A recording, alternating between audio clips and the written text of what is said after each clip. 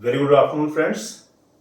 Now we are going to discuss the remaining part of the Indian Contract Act. दोस्तों, इससे पहले हमने जो है कि कॉन्ट्रैक्ट एक्ट के लगभग सारी चीजों को डिस्कस कर चुके हैं। अब हम कॉन्ट्रैक्ट एक्ट के लास्ट मोड पे आ गए हैं, जो कि कुछ और टॉपिक्स हमारे बचे हुए हैं। Termination and discharge of contract and remedies for breach of contract. Basically यही दो पार्ट अभी बचे हुए हैं।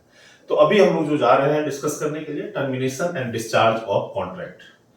तो कॉन्ट्रैक्ट कैसे बनता है, कॉन्ट्रैक्ट कैसे परफॉर्म किया जाता है, कॉन्ट्रैक्ट की लीगैलिटी, कॉन्ट्रैक्ट की वैलिडिटी, कॉन्ट्रैक्ट, ये सारी चीजें हमने देखा। अब हम लोग देख रहे हैं कि कॉन्ट्रैक्ट टर्मिनेट कैसे होता है, यानी कॉन्ट्रैक्ट खत्म कैसे होता है और पार्टी इससे जो है एब्सॉल्व कैसे होते हैं, कि कॉन्ट्रैक्ट के ऑब्लिगेशंस से कैसे फ्री होते हैं। इस चीज को हम देखते हैं। तो दोस्तों, डिस्चार्ज ऑफ कॉन्ट्रैक्ट होता चीज क्या है कि सिंपली एक ही बात है कि जो पार्टीज टू द कॉन्ट्रैक्ट है, now they are no more liable to the contract, now they have been absorbed from the terms of the contract. कैसे कैसे डिस्चार्ज होगा कॉन्ट्रैक्ट? कई सारे तरीके हैं, जैसे कि by performance, by mutual agreement, तीसरा है लैप्स ऑफ टाइम, चौथा by operation of law, by impossibility of performance and by breach. तो ये सब चीजें हैं क्या कि कॉन्ट्रैक्ट को डिस्चार्ज करने के तरीके हैं, यानी parties to the contract shall be free by various mode. It may be by performance, by operation of law, by mutual agreement. तो ये सारी चीजें जो है सो बाय ब्रीच। तो इन तरीकों से अब किसी में होता है क्या चीज है कि कोई किसी चीज के लिए लायबल होते हैं, कोई फ्री हो जाते हैं। तो इन सारी चीजों को हम लोग डिटेल में अभी डिस्कस करेंगे। तो सबसे पहले चीज क्या चीज है? Discharge by performance. जो पहला way of discharge of contract है, तो वो क्या है? Discharge by performance. सीधा सा कॉन्सेप्ट है इसका कि दो पार्टी ने मिलके कॉन्ट्रैक्ट किया, ए और बी ने कॉन्ट्रैक्ट किया, दोनों ने अपने अपने पार्ट पे जो भी उनके ऑब्लिगेशंस थे, जो भी उनकी जो है रिस्पॉन्सिबिलिटीज थी, उस चीज को पूरा कर दिया। तो वो चीज क्या हो जाता है? Discharge by performance. अब परफॉर्मेंस की बात करें तो परफॉर्मेंस भी दो तरीके से होता है। ये क्या होता है, जो अभी हमने बात किया कि दोनों ने अपने अपने पार्ट पे जो भी टर्म्स एंड कंडीशंस थे उसको फुलफिल कर दिया, तो उसे क्या कहा जाता है? Actual performance. When a party performs his all obligation to a contract, the promise is said to have been actually performed and liability of such a party comes to an end. सीधी सी बात है कि एक ने कहा कि मैं तुम्हें जो है मैं तुम्हें कुछ सर्विस प्रोवाइड करूंगा, बी ने कहा क्या कि जो है तुम्हें इसके बदले में कुछ तुम्हारी कंसल्टेंसी फी या तुम्हारी जो है सर्विस चार्ज पे करूंगा। दोनों ने, उसने अपने सर्विस प्रोवाइड किया, उसने अपनी कंसल्टेंसी फी, उसने उसकी जो सर्विस चार्ज है वो पे कर दिया। Both have been absolved from the contract and now it will be said that the contract has been discharged by actual performance. दूसरा क्या है? attempted performance या टेंडर कहते हैं। when the performance become due, the promisor offers to perform the obligation but the promisee refuses to accept the performance. सीधी सी बात है कि जैसे मान लेते हैं कि हमने ऑफर और एक्सेप्टेंस के टाइम में भी देखा था कि ऑफर दिया जाता है और दूसरा जो है सो क्या यहाँ पे कहता है कि नहीं, मैं नहीं एक्सेप्ट करता, तो कॉन्ट्रैक्ट ही नहीं बनता है। तो यहाँ पे तो दोनों ने कॉन्ट्रैक्ट में जो है सो बना लिया, कॉन्ट्रैक्ट में एंटर कर लिया और एक सर्टेन पीरियड ऑफ टाइम रखा हुआ था कि आफ्टर दिस पीरियड या जो भी चीजें थी कि जो है सो आपको ये परफॉर्म करना है। तो जिसका पहले ऑब्लिगेशन था परफॉर्म करने का, वो जो है सो वहां पे उसे परफॉर्म करने के लिए जाता है। लेकिन जो दूसरी पार्टी है जिनका राइट है इस चीज को परफॉर्म करवाने का, वो इस चीज के लिए मना कर देते हैं कि नहीं, मुझे परफॉर्म नहीं करना है। तो in that case it will be said that this is the attempted performance या टेंडर कहा जाता है। तो ये चीज क्या होगा कि यहां पे भी उसने बी ने मना कर दिया, ए तो तैयार है इस चीज के लिए करने के लिए, लेकिन ए तैयार है, बी ने मना कर दिया, तो इसे क्या कहा जाएगा? टेंडर या अटेम्प्टेड। भाई परफॉर्म करने के लिए कोशिश तो किया इसने, अब नहीं करने दे रहे हो आप, तो उसका क्या कर सकते हैं? तो ये चीज क्या कहा जाता है कि डिस्चार्ज बाय अटेम्प्टेड परफॉर्मेंस। तो यहां भी पार्टी का हो गया परफॉर्मेंस और पार्टी एब्सॉर्ब हो जाएंगे। दूसरा है म्यूचुअल एग्रीमेंट। म्यूचुअल एग्रीमेंट, दोनों ने मिलकर कह दिया कि कॉन्ट्रैक्ट जो है खत्म हम कर रहे हैं। इट मींस अब वो खत्म कैसे कैसे करेंगे वो अभी देखते हैं कि if the parties to contract agree to make a fresh contract, in place of original contract is discharge. सीधी सी बात है कि फ्रेश कॉन्ट्रैक्ट जो बनाया उसे रहने देते हैं, पहले पार्ट में कॉन्ट्रैक्ट को जो है सो जो इन्होंने किया था उसे तो खत्म हो गया, तो खत्म, जब कॉन्ट्रैक्ट ही नहीं रहा तो ऑब्लिगेशन कहां से होगा, तो इस तरीके से ये कॉन्ट्रैक्ट यहाँ पे रिप्लेस हो जाएगा। तो ये चीज यहाँ पे जैसे ही इन्होंने ओरिजिनल कॉन्ट्रैक्ट को रिप्लेस किया नए कॉन्ट्रैक्ट के साथ, तो ये म्यूचुअल एग्रीमेंट के थ्रू परफॉर्म हो जाएगा।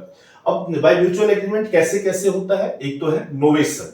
नोवेशन मींस क्या, substitution of new contract for the existing. दूसरा क्या है, इधर बिटवीन द सेम पार्टीज और बिटवीन डिफरेंट पार्टीज। पुराने कॉन्ट्रैक्ट को खत्म किया, हो सकता है कि वही पार्टी फिर नया कॉन्ट्रैक्ट कर ले या पार्टी भी बदल जाए, तो उस कॉन्ट्रैक्ट को इसे क्या कहते हैं, नोवेशन। और नोवेशन भी क्या चीज है कि ये एक परफॉर्मेंस का तरीका है, ये एक जो है क्या है, डिस्चार्ज ऑफ कॉन्ट्रैक्ट का तरीका है। दूसरा है रेसिशन। रेसिशन क्या मींस क्या, कैंसिल करना, जो कॉन्ट्रैक्ट है उसे खत्म कर दिया जाता है। Can be रिसाइंडेड before the performance become due. In case of novation नया कॉन्ट्रैक्ट सब्स्टिट्यूट होता है, जबकि रेसिशन के केस में नया कॉन्ट्रैक्ट सब्स्टिट्यूट नहीं किया जाता है, सिर्फ और सिर्फ पुराने कॉन्ट्रैक्ट को कैंसिल किया जाता है। तो ये म्यूचुअल एग्रीमेंट के थ्रू भी होता है। तीसरा है क्या, ऑल्टरेशन। ऑल्टरेशन में क्या चीज होता है कि इसमें सारे पार्टीज के कंसेंट को लेकर के सिंपली इसमें आप क्या करते हैं, तो कुछ टर्म्स ऑफ द कॉन्ट्रैक्ट होते हैं उसे चेंज करते हैं। Alteration means modification in the terms of the contract. Alteration has the effect of terminating the, obviously जब कुछ टर्म्स जो पुराने कॉन्ट्रैक्ट थे वो एज इट इज तो रहा नहीं, तो इस वजह से ये कॉन्ट्रैक्ट खत्म हो जाएगा। But no change of party, इसमें पार्टीज नहीं चेंज होंगे, सिर्फ और सिर्फ इसमें क्या होगा, टर्म्स ऑफ द कॉन्ट्रैक्ट खत्म होगा। तीसरा क्या है, remission, acceptance of lesser sum than what was contracted और for a lesser fulfilment of the promise. Means suppose करते हैं क्या कि आपने किसी से कहा कि मुझे जो है 4 फ्लोर की बिल्डिंग बनानी है, उसने 3 फ्लोर तक बनाया, आपने बोला, और 4 फ्लोर की बिल्डिंग बनाने के लिए आपने बोला था कि 5 लाख रुपीस, उसने 3 फ्लोर तक की बिल्डिंग बनाया, तो हो सकता है कि जो है सो आप उसी पे बोले चलो 3 फ्लोर तक का बन गया, ये आप पे डिपेंड करता है कि आप बोलते हो 3 फ्लोर का जो है सो मान लेते हैं क्या कि जो सो 4 लाख रुपए हो गए, 4 लाख रुपया दिया खत्म किया, या 5 लाख रुपया दिया खत्म किया, या 2 लाख रुपया दिया खत्म किया। तो ये चीज क्या कहते हैं कि यदि कम परफॉर्मेंस भी हुआ है और उस चीज को जो है सो आप एग्री हो रहे हो, तो उसे चीज क्या कहा जाएगा, यहाँ पे म्यूचुअल एग्रीमेंट के थ्रू, रेमिशन के थ्रू कॉन्ट्रैक्ट डिस्चार्ज हुआ। एंड लास्ट इसमें जो है ये है वेवर। वेवर मींस क्या होता है कि अबेंडनमेंट और intentional relinquishment of right under the contract. भाई आपने यहाँ पे एडवांस में 5 लाख रुपए दे दिए थे, उसने 3 लाख ही 3 फ्लोर तक ही बनाया और आप उसको एक्सेप्ट कर ले रहे हो, तो ऐसे केसेस में क्या होता है, वेवर, आपने कुछ अपने राइट्स को छोड़े हैं, तो इसलिए यहाँ पे चीज क्या होता है कि जब आपने राइट छोड़ दिए तो दूसरी पार्टी ऑब्वियसली उससे जो है सो रिलीज हो जाएगी अपनी ऑब्लिगेशन से। नेक्स्ट है discharge by lapse of time.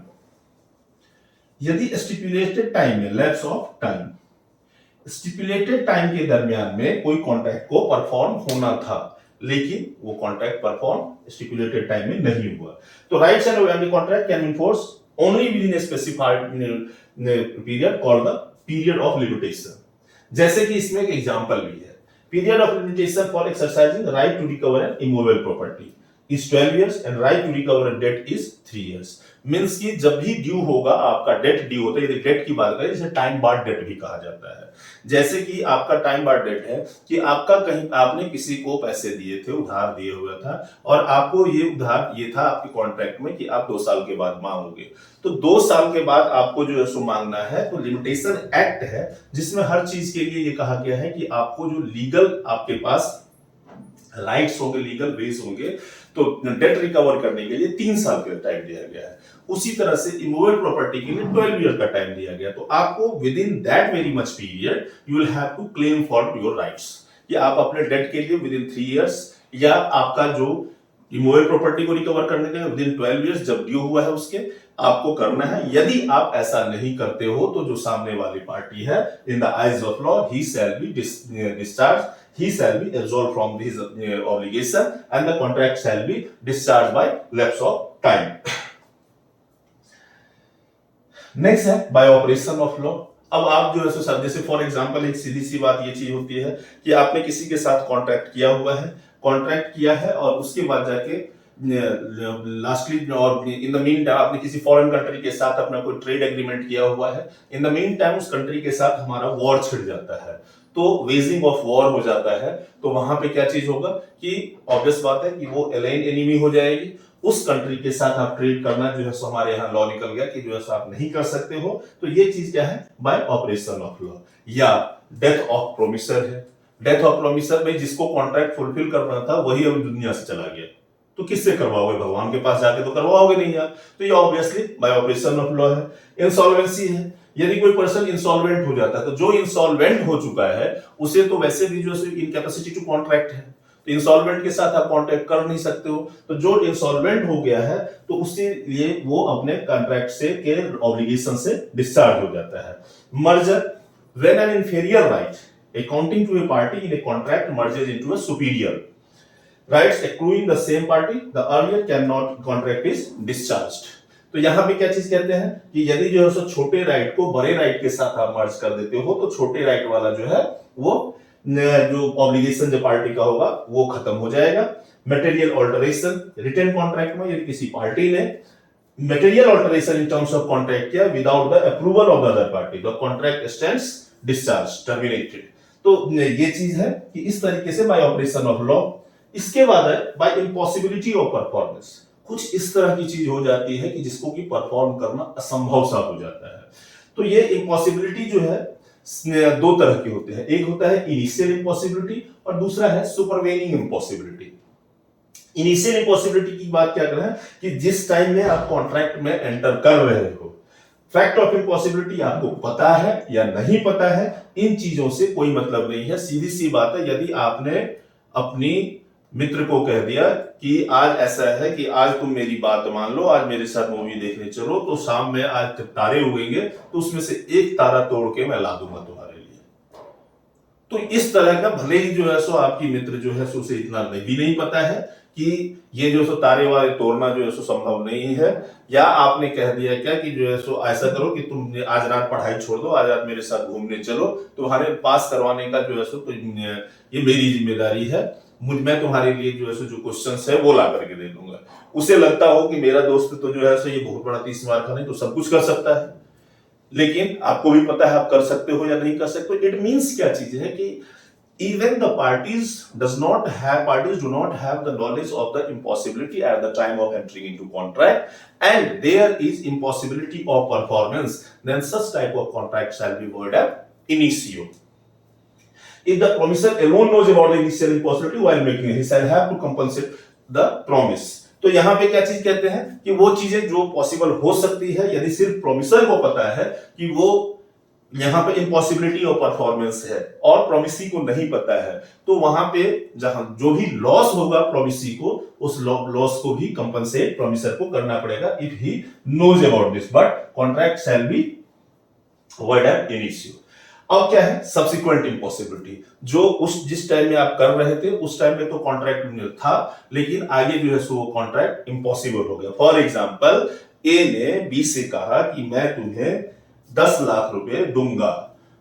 ए ने बी से कहा 10 लाख रुपए दूंगा यदि तुम्हारा लड़का मेरी लड़की से शादी कर लेगा तो। बोला अच्छी बात है जी, 10 लाख रुपए मिलेंगे, बेटा मुझे बेटे की शादी करनी ही है। लेकिन बाद में पता चलता है क्या, तब तक दोनों जो है सो उनको पता है सब कुछ है, लेकिन बाद में बेटे को जहां पढ़ रहा होता है, जहां नौकरी कर रहा होता है, वहीं पे कोई पसंद आ जाती है, और ये भाई साहब क्या करते हैं, ये वहीं पे अपने साथ में काम करने वाले कोई कलीग होती है उसी के साथ सोचते हैं साथ साथ नौकरी करेंगे, साथ घर भी रहेंगे, साथ बाहर भी रहेंगे, साथ पैसे भी कमाएंगे, ये शादी कर लेता है। तो क्या ये कॉन्ट्रैक्ट वैलिड माना जाएगा? जो पहले हुआ था ये कॉन्ट्रैक्ट कैंसिल हो जाएगा, डिस्चार्ज हो जाएगा, क्योंकि भाई अब तो पॉसिबल ही नहीं है। हिंदू लोगों के हिसाब से खास करके बाइगेमी तो अलाउड ही नहीं है, और किसी को किसी से शादी करने के लिए जो कोई रोक नहीं सकता है, तो यहाँ पे उससे शादी कर ली है तो ये कॉन्ट्रैक्ट क्या होगा, इनवैलिड हो जाएगा। If subsequently because of some event the performance become impossible or unlawful, the contract becomes void and the parties are discharged from their obligation. The performance of contract may become subsequently impossible due to any of the following reasons. कहीं कुछ भी हो सकता है। Destruction of subject matter means कि subsequent impossibility के क्या-क्या reason हो सकते हैं। सब्जेक्ट मैटर का डिस्ट्रॉय, अभी जो हमने एग्जांपल दिया इसमें तो देखा जाए एक तरफ से तो सब्जेक्ट मैटर ही डिस्ट्रॉय हो गया, लेकिन प्रैक्टिकली नहीं, लेकिन एक बात कहने के लिए डेथ ऑफ पर्सनल कैपेसिटी, जो इनकैपेसिटी यानी कि जो है सो जो पर्सन कॉन्ट्रैक्ट कर रहे हैं, promissory party to the contract है, उन्हीं की जो है सो डेथ हो गई, या तो पर्सनल इनकैपेसिटी आ गई, किसी को आपने कोई सर्विस प्रोवाइड करने के लिए, या मान लेते हैं क्या आपने कोई टेक्नीशियन, किसी मैन पावर को आपने हायर किया और पता चला कि वो से जो है सो यहाँ पे मशीन चलाना है और उसका हाथ ही कट चुका है, वो कैसे मशीन चलाएगा? तो ये पर्सनल इनकैपेसिटी में आता है। चेंज ऑफ लॉ, लॉ बदल गया हो, cessation of state of things and declaration of war. तो इन सारे केसेस में क्या चीज है कि कॉन्ट्रैक्ट जो है सुपरवेनिंग इंपॉसिबिलिटी की वजह से यहां पे डिस्चार्ज हो जाता है। लेकिन कुछ केसेस ऐसे हैं जहां पे नहीं माना जाएगा कि इम्पॉसिबिलिटी ऑफ परफॉर्मेंस है, जैसे कि है क्या, डिफिकल्टी ऑफ परफॉर्मेंस। अब सीधी सी बात है कि आपने किसी के साथ एग्रीमेंट किया है कि मैं 4 घंटे में 200 किलोमीटर गाड़ी से तय कर लूंगा। नॉर्मली आप 80 के स्पीड में गाड़ी चलाते हैं, तो 4 घंटे में 200 किलोमीटर चलाना है, तो ये तो हो जाएगा। सपोज कि 200 कम मैंने बता दिया, 4 घंटे में जो है सो आपने कहा कि 400 किलोमीटर जो है सो मैं कंप्लीट करूंगा। तो कंटिन्यूअसली 100 की स्पीड में गाड़ी चलाना तो मुश्किल है, और हालांकि रोड जो है वो आपको अलाउ करता है, ट्रैफिक रूल अलाउ करता है कि आप 100 स्पीड में आप चला सकते हैं, लेकिन ये पॉसिबल नहीं है कि लगातार 4 घंटे तक कोई जो है सो 100 की स्पीड में गाड़ी चलाए। ये यूजुअली नहीं है, पॉसिबल हो सकता है लेकिन यूजुअली ये पॉसिबल नहीं होता है कि आप नॉर्मली हाईवे पे यदि चला रहे हैं तो आपने इसलिए जो है सो कहेंगे कि ये इम्पॉसिबल था क्योंकि जो है सो ये मुश्किल काम है। तो मुश्किल को इम्पॉसिबल नहीं माना जा सकता है, मुश्किल हो सकता है, इम्पॉसिबल नहीं है। दूसरा क्या है, कमर्शियल इम्पॉसिबिलिटी।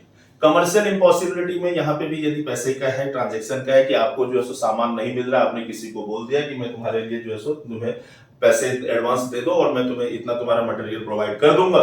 तो ऐसे केसेस में क्या चीज है कि कमर्शियल इम्पॉसिबिलिटी, तो इसे केसेस में भी इम्पॉसिबिलिटी माना नहीं जाएगा। Default of a third party या strikes, lockouts and civil disturbance and partial impossibility, तो ऐसे केसेस में इसे सुपरवीनिंग इम्पॉसिबिलिटी नहीं माना जाता है और पार्टी डिस्चार्ज नहीं होंगे। लाइकवाइज अगला जो है कॉन्ट्रैक्ट को डिस्चार्ज करने का, वो है discharge by breach. If any party refuses to fails to perform his part of the contract, a breach of contract occurs and the contract is discharged। सीधी सी बात है कि यहाँ पे यदि किसी पार्टी ने अपने पार्ट को परफॉर्म करने से मना कर दिया है तो ऐसे सिचुएशन में क्या होगा कि जो कॉन्ट्रैक्ट है वो कॉन्ट्रैक्ट जो है सो उसने ब्रीच ऑफ कॉन्ट्रैक्ट किया, तो दूसरी पार्टी जो है उसके पास ये राइट रहेगा कि वो उसी कॉन्ट्रैक्ट को माने या नहीं माने। यदि उस कॉन्ट्रैक्ट को जो है सो कैंसिल कर देता है तो वो अपने पार्ट से डिस्चार्ज, वो उसका ऑब्लिगेशन खत्म हो जाएगा। The aggrieved party is relieved from performing his obligation and gets a right to proceed against the party at court। वही चीज है। अब ब्रीच ऑफ कॉन्ट्रैक्ट फिर वही चीज है कि ये दो तरीके से होता है, एक्चुअल और एंटिसिपेटरी ब्रीच। एक्चुअल ब्रीच तो सच में जो है सो जब ड्यू हुआ था परफॉर्मेंस का उस टाइम में उसने जो है सो ब्रीच कर दिया। और एंटिसिपेटरी ब्रीच की बात करें तो anticipatory breach occurs when the party declares his intention before the performance. मतलब कि जब ड्यू होना है उससे पहले ही उसने कह दिया कि मैं जो है सो इस कॉन्ट्रैक्ट को फुलफिल नहीं कर पाऊंगा, परफॉर्म नहीं कर पाऊंगा, तो इसे क्या कहते हैं, एंटिसिपेटरी ब्रीच ऑफ कॉन्ट्रैक्ट कहते हैं। तो ये सारी चीजें जो है सो हमने देखा कि ब्रीच ऑफ कॉन्ट्रैक्ट या डिस्चार्ज ऑफ कॉन्ट्रैक्ट की बात करें तो डिस्चार्ज कैसे कैसे हो सकता है। तो डिस्चार्ज के लिए लगभग 6 तरीके दिए हुए हैं कि सबसे पहला तो है कि आप परफॉर्म कर दो, और सबसे लास्ट में हमने क्या देखा कि आप परफॉर्म मत करो। मतलब ये एक बार जो है सो पूरी तरह से सब कुछ कंप्लीट कर दिया। दूसरा है कि बीच में ही बोला कि मैं तो परफॉर्म नहीं करूंगा, ब्रीच ऑफ कॉन्ट्रैक्ट कर दिया। इसके बाद है कि दोनों पार्टी ने मिलकर के जो है सो यहाँ पे एग्रीमेंट किया कि कॉन्ट्रैक्ट को या तो ऑल्टर कर दो या राइट छोड़ दो या नया कॉन्ट्रैक्ट बना लो। तो ये म्यूचुअल एग्रीमेंट से जो होता है तो उस चीज को क्या कहते हैं कि ये भी म्यूचुअल एग्रीमेंट भी तरीका है डिस्चार्ज करने का। लैप्स ऑफ टाइम, कुछ स्पेसिफाइड टाइम था कि इसी टाइम के अंदर ये चीज करना है, वो टाइम बीत गया और किसी ने परफॉर्म नहीं किया, तो ये भी डिस्चार्ज ऑफ कॉन्ट्रैक्ट का तरीका है। ऑपरेशन ऑफ लॉ इस तरह से आ गया, और इम्पॉसिबिलिटी ऑफ परफॉर्मेंस। तो ये सारे तरीके थे डिस्चार्ज ऑफ कॉन्ट्रैक्ट के। इसके बाद हमारा जो है सो जो लास्ट टॉपिक है इस कॉन्ट्रैक्ट एक्ट में, वो चीज क्या है, remedies for breach of contract. तो ब्रीच ऑफ कॉन्ट्रैक्ट की जो रेमेडीज है उस चीज को हम लोग डिस्कस करेंगे और इसके हिसाब से जो है सो हमारा कॉन्ट्रैक्ट खत्म होगा। फिर बाद में उसके बाद हमारे स्पेशल कॉन्ट्रैक्ट्स कुछ हैं जो कि सेक्शन 124 से स्टार्ट होते हैं। We will discuss later. So till then, thank you. In case of query, you can write to us. Thank you.